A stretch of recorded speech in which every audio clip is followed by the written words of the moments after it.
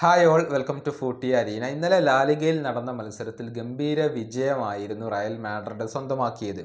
ഒന്നിനെതിരെ 4 ഗോളുകൾക്കാണ് ലാസ് പാൽമസിനെ അവർ പരാജയപ്പെടുത്തിയിട്ടുള്ളത്. ഒരു ഗോളിന് പിറകിൽ നിന്ന ശേഷം റയൽ മാഡ്രിഡ് 4 ഗോളുകൾ തിരിച്ചടിക്കുകയായിരുന്നു. കിലിയൻ എംബപ്പെ മത്സരത്തിൽ ഗംഭീര പ്രകടനമാണ് നടത്തിയിട്ടുള്ളത്. ഇരട്ട ഗോളുകൾ നേടാൻ അദ്ദേഹത്തിന് കഴിഞ്ഞു. അതുപോലെ തന്നെ ബ്രാഹിം ഡയസ്, റോഡ്രിഗോ എന്നിവരാണ് ശേഷിച്ച ഗോളുകൾ നേടിയിട്ടുള്ളത്. മത്സരത്തിൽ ഉടനീളം റയൽ മാഡ്രിഡ് തന്നെയാണ് ആധിപത്യം പുലർത്തിയിട്ടുള്ളത്. നേരത്തെ FC ബാഴ്സലോണയോട് സൂപ്പർ കപ്പ് ഫൈനലിൽ ഒരു വലിയ തോൽവി ഏറ്റുവാങ്ങേണ്ടി വന്നിരുന്നു. അതേ തുടർന്ന് റയലിൻ്റെ ആരാധകരിൽ നിന്ന് തന്നെ വലിയ വിമർശനങ്ങൾ ക്ലബിന് ഏൽക്കേണ്ടി വന്നു. സ്വന്തം ആരാധകരിൽ നിന്നും കൂവലുകൾ റയൽ മാഡ്രിഡിന് ഏൽക്കേണ്ടി വന്നിരുന്നു.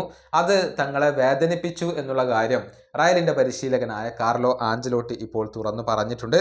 നമുക്ക് അദ്ദേഹത്തിൻ്റെ വാക്കുകൾ പരിശോധിക്കാം. അദ്ദേഹം പറഞ്ഞത് ഇങ്ങനെയാണ്: ബെർണാബുവിൽ നിന്നും ലഭിച്ച കൂവലുകൾ എന്നെ വേദനിപ്പിച്ചു. കാരണം അത് ഞങ്ങളുടെ സ്വന്തം ആരാധകരിൽ നിന്നാണ് ഞങ്ങൾക്ക് ലഭിച്ചത്. പക്ഷേ അത് ഞങ്ങൾക്ക് ഉപയോഗപ്പെട്ടു എന്നാണ് ഞാൻ കരുതുന്നത്. കാരണം ടീം വളരെ പെട്ടെന്ന് തന്നെ അതിനോട് റിയാക്ട് ചെയ്തു. പക്ഷേ ഞങ്ങൾക്ക് ഒരുപാട് വിമർശനങ്ങൾ ലഭിച്ചു. അത് ഒരൽപ്പം കടന്ന കൈയായി പോയി എന്ന് തന്നെയാണ് എൻ്റെ അഭിപ്രായം. മാത്രമല്ല, ലാലിഗയിൽ ഞങ്ങൾ മോശമായി കളിക്കുന്നു എന്നാണ് പലരും ഇപ്പോൾ ആരോപിക്കുന്നത്. എന്നാൽ ഞങ്ങളാണ് ഇപ്പോൾ 1-ാം സ്ഥാനത്തുള്ളത്. അത് മറക്കാൻ പാടില്ല.